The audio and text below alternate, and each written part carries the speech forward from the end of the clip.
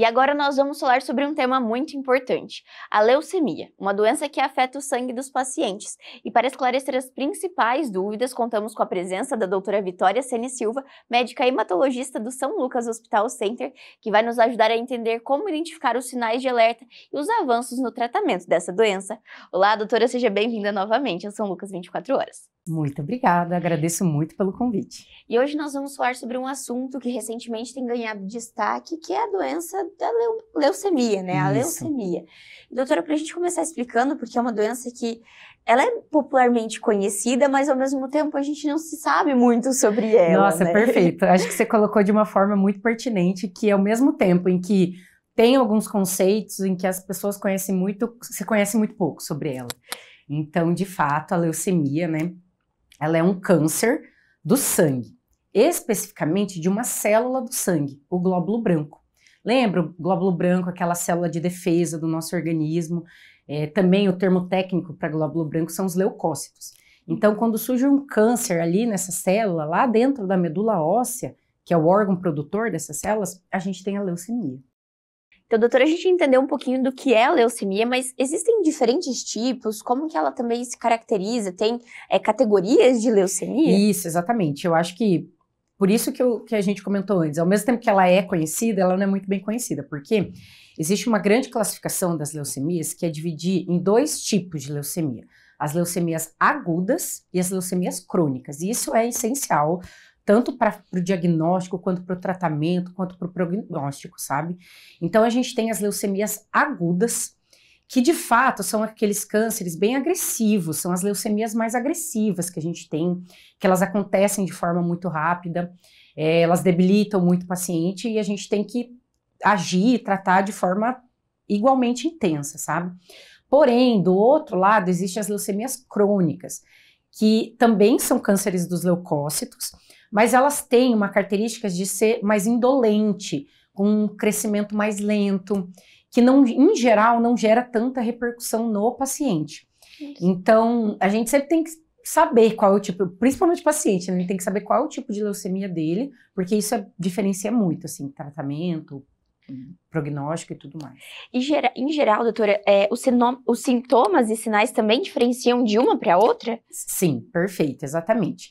Então, quando a gente tem uma leucemia aguda, os sinais eles são mais exuberantes. E quais são os sintomas e os sinais, né, de uma leucemia aguda? Basicamente, a medula óssea, ao invés de produzir as células saudáveis do sangue, as plaquetas, os glóbulos brancos, os glóbulos vermelhos, ela só produz a célula cancerígena. Ela só produz todo aquele leucócito branco cancerígeno. E esse leucócito branco, ele substitui as células normais da medula óssea. Então, o paciente vai ter sinais e sintomas decorrente da insuficiência daquelas células normais. Então, se ele tem plaqueta baixa, porque ele não está tendo plaqueta, ele tem predisposição a ter sangramentos.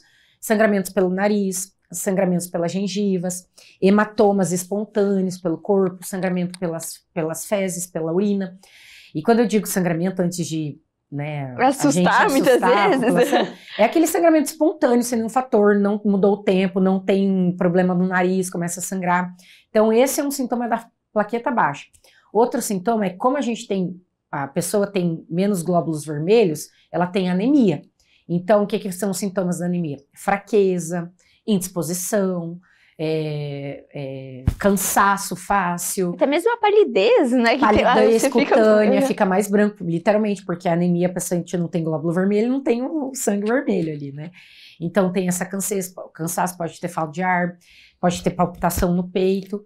E, por causa dos glóbulos vermelhos saudáveis baixo, a pessoa tem predisposição a ter infecção. Então, ela é uma pessoa que não tem defesa no organismo. Então, ela pode ter febre recorrente, pode ter pneumonias, ela pode ter infecções de garganta de forma recorrente.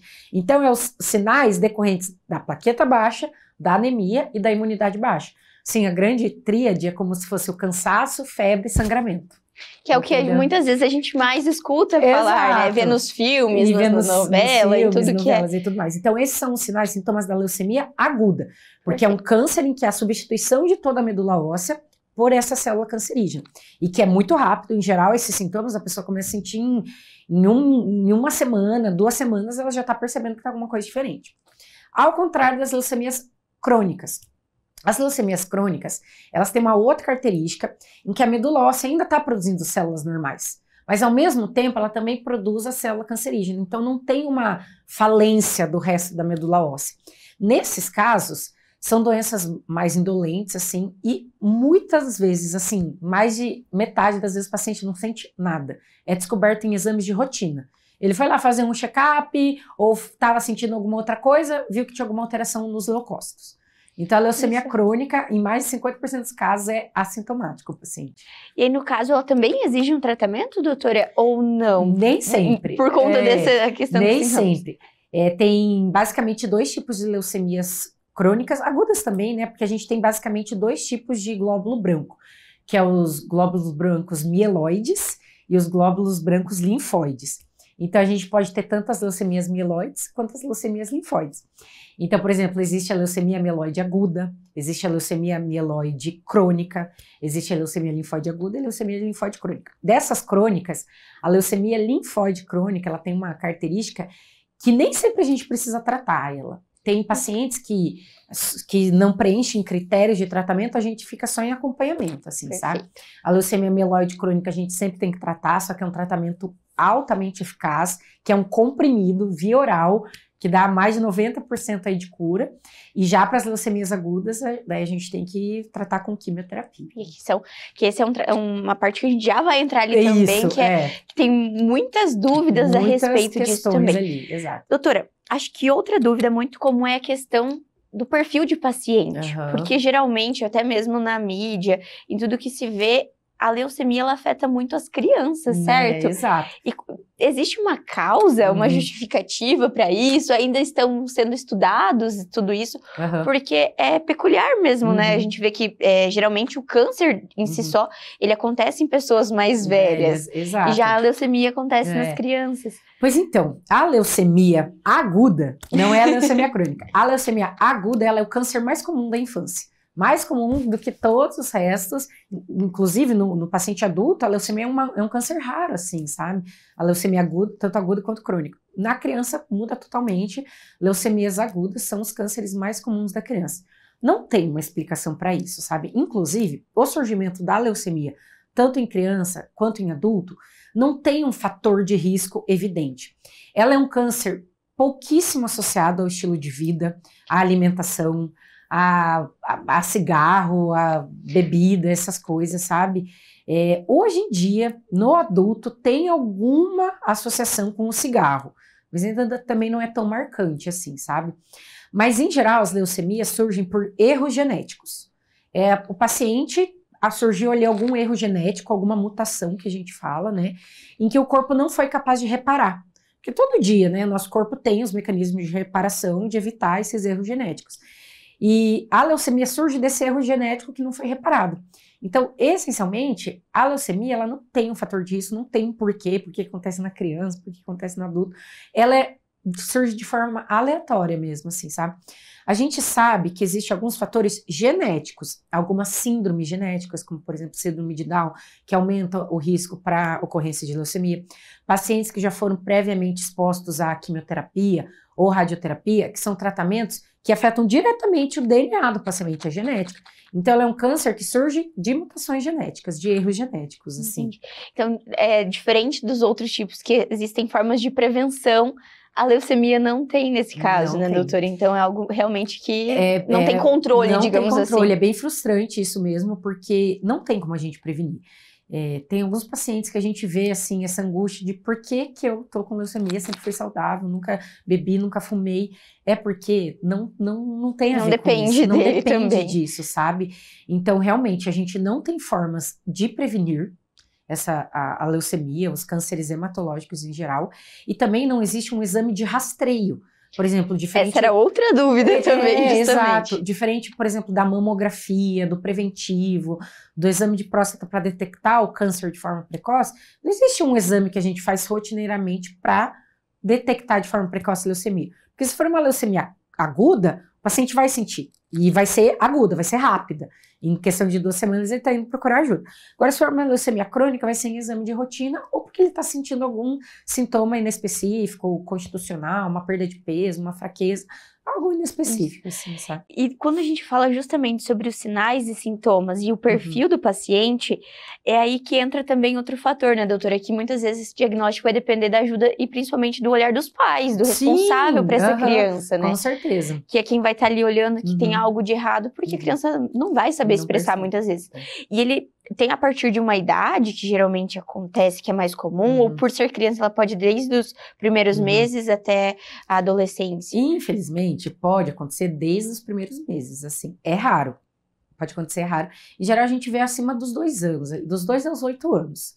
É uma faixa etária que é o mais comum a leucemia linfóide aguda, né? Daí, no adulto, ele já tem um perfil epidemiológico um pouco diferente, assim. Ele acomete mais idosos acima de 60 anos, mas é um pico de incidência. O outro pico de incidência é no jovem adulto ali, 20 e poucos anos a 30 anos, sabe? Então ele tem esses 2 picos de incidência.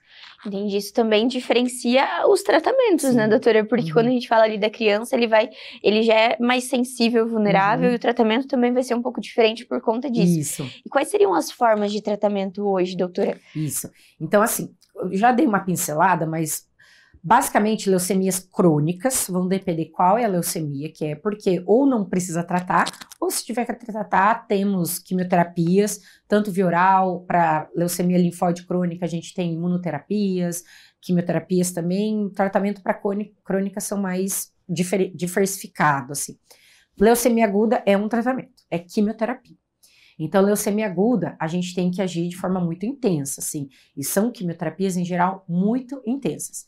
Essas quimioterapias podem ou não vir associadas ao transplante de medula óssea. Justamente. E aí, no caso, quando a gente fala sobre quimioterapia, tem toda essa questão física mesmo que a quimioterapia ela causa, da mudança do próprio organismo. E como que ela age, doutora? Ela vai agir diretamente lá nos glóbulos? Como que funciona? É bem interessante isso, porque essas quimioterapias para leucemia aguda são muito agressivas, assim, a gente percebe que debilita muito o paciente, porque ela vai lá e vai matar, vai agir exatamente na medula óssea. Só que a leucemia aguda não sabe diferenciar, a quimioterapia não sabe diferenciar qual é a célula cancerígena e qual não é. Então, é uma quimioterapia que acaba destruindo todas as células do paciente, o paciente tem repercussões clínicas do tratamento, assim, sabe? Tanto é que essas quimioterapias intensas, existe uma idade limite para a gente prescrevê-las. Nem todo paciente é capaz de receber. Tanto é que esse segundo pico de incidência do adulto acima de 60 anos é sempre uma questão mais delicada, assim, do que tratamento a gente vai poder oferecer. Hoje em dia existem, sim, alguns outros tratamentos de controle, de controle da doença, de qualidade de vida, que não objetivam a cura, mas que com esses novos medicamentos ajudam a estabilizar a doença. Mas pacientes jovens, crianças, o tratamento é quimioterapia, para ir lá e matar essa célula da medula óssea cancerígena. E, doutora, geralmente, quanto tempo? A doutora comentou sobre essa questão dos sinais e sintomas serem muito rápidos. Sim. E o tratamento, ele tem uma média de tempo que geralmente precisa acompanhar? Vai muito também do paciente, da situação que ele está. Inclusive, doutora, geralmente nos cânceres a gente fala que tem o estágio 1, 2, 3. Na leucemia tem isso também ou não? Não. É uma pergunta bem legal também, porque não tem. Porque a leucemia já é um câncer do corpo inteiro, é do sangue, já está no corpo inteiro, no sangue todo. Então não tem estadios clínicos da leucemia. Leucemia aguda você tem leucemia aguda. O que acontece, que a gente fala é o quê? Se você detecta mais precocemente, o paciente tende a estar melhor, clinicamente falando. Pacientes em fases que demoram mais para fazer o diagnóstico, às vezes já estão mais infectados por causa da imunidade de baixa, estão tendo mais sintomas de anemia, o coração pode estar com uma sobrecarga por causa dessa anemia, pode ter tido mais sangramentos. Então, é só pelo tempo de debilitar mais o paciente ou não, entendeu? Certo. Mas não existe estadios clínicos. E, doutora, explica um pouquinho pra gente sobre como que funciona essa questão da transfusão, do transplante de medula, porque é algo que também gera muitas dúvidas, né? Porque precisa da compatibilidade, tem um tempo de espera. Por que existem tantas, também mitos ao redor dessa Eu acho que o tema de transplante é o que mais tem mitos e superstições e falação, assim. Então, o transplante de medula óssea tem por objetivo dar um reset na medula óssea do paciente que estava doente, assim, né? Ele, diferente dos outros transplantes de órgãos sólidos, não existe uma fila para ele, assim. Existe a indicação clínica e existe ter ou não um doador. Porque qual que é a grande questão do transplante de medula óssea? Achar um doador. Porque tem que ser praticamente 100% compatível, assim, sabe? Não pode achar médio compatível, assim. Tem que ser 100% compatível, e isso é muito difícil. A maior chance de ser 100% compatível é do seu irmão, que é do mesmo pai e da mesma mãe. Até meio irmão, assim, só da mãe, só do pai, já não vai ter a 100% de compatibilidade. Então, primeiro a gente busca nos irmãos a compatibilidade, e se os irmãos não forem compatíveis, aí existe um banco mundial de doadores de medula óssea. Para entrar nesse banco mundial de medula óssea, de doação de medula óssea, é super simples. É só você procurar um banco de sangue, um hemocentro da tua cidade, chegar lá e falar, quero ser doador de medula óssea.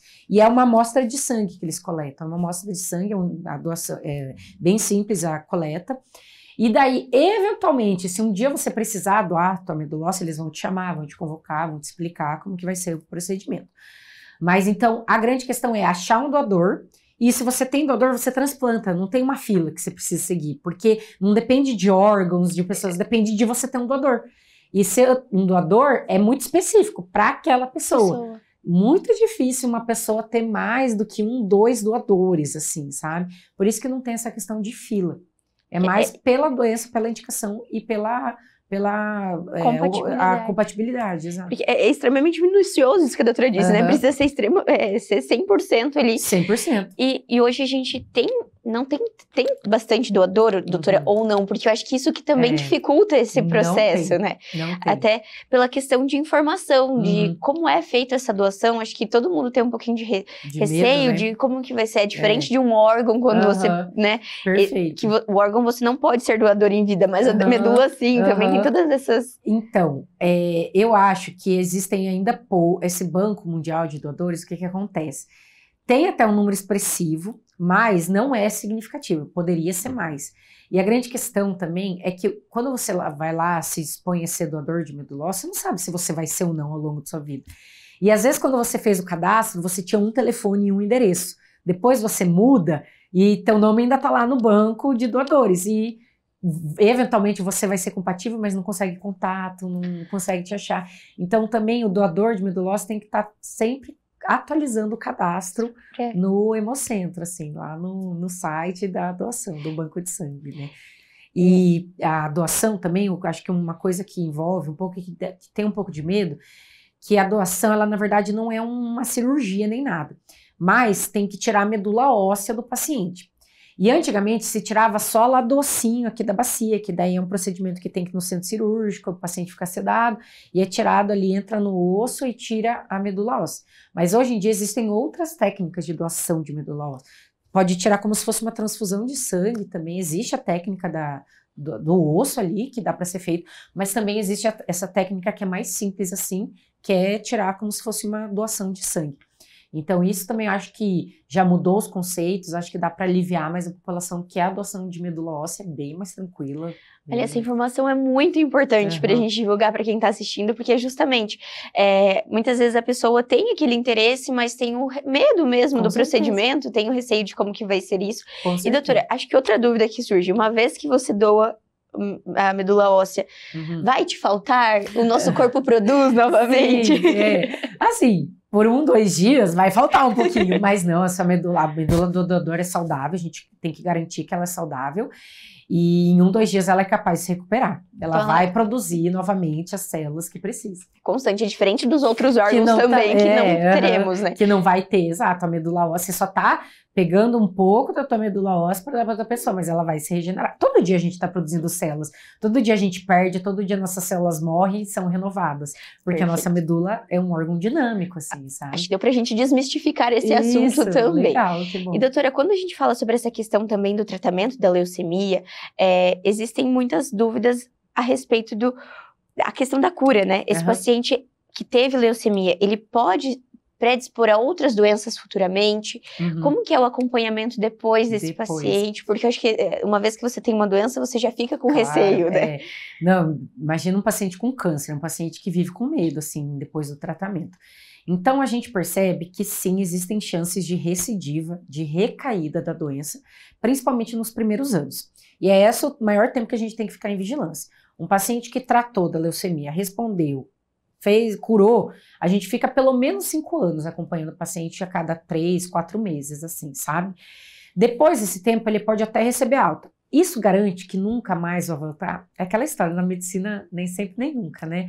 Então isso não garante. Além do fato do que ele fez quimioterapia, alguns casos de leucemia tem até que fazer radioterapia, e como eu falei anteriormente, isso pode ser fator de risco para outros cânceres, porque age diretamente na genética do paciente.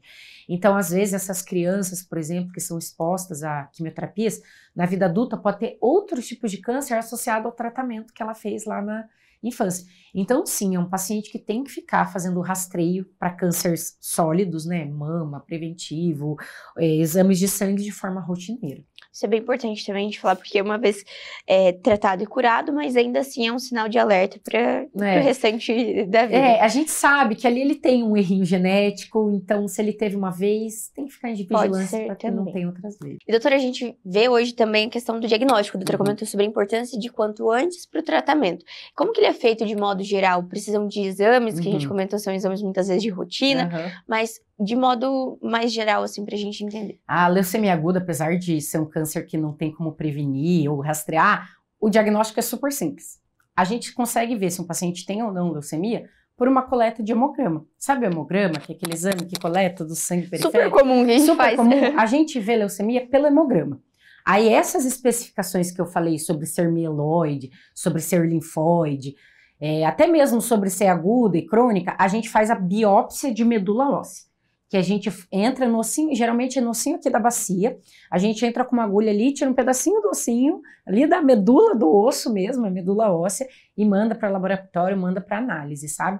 Em geral, o diagnóstico das leucemias, elas são rápidos, assim, sabe? A gente olha para o hemograma, desconfia, até mesmo no hemograma a gente já sabe um direcionamento se vai ser aguda ou crônica. Já tem um direcionamento, faz a biópsia, confirmou, começa o tratamento, sabe? Então, o diagnóstico é hemograma associado ao biópsia de medula óssea.